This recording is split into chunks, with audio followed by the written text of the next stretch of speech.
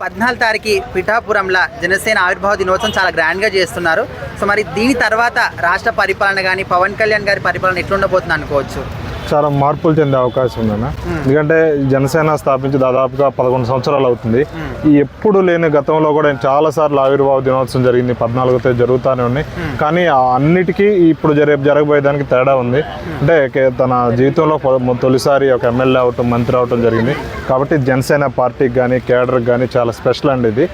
అందరూ ఎట్లా ఎదురు చూస్తున్నారో మేము కూడా ఎదురు చూస్తున్నాం. జనసేన ఆవిర్భావ దినోత్సవంలో పవన్ కళ్యాణ్ గారు ఏ దిశానిర్దేశం ఏమిస్తాడు ప్రజలకి, తన జనసేన నుంచి తర్వాత ఎలా ఎదగబోతుంది, ఇండివిజువల్గా వస్తుందా లేదా జనసేన పార్టీ యొక్క తన సిద్ధాంతాలు కానీ మొత్తం పవన్ కళ్యాణ్ నోటి నుంచి వచ్చే మాటల కోసం అయితే వెయిట్ చేస్తున్నాం.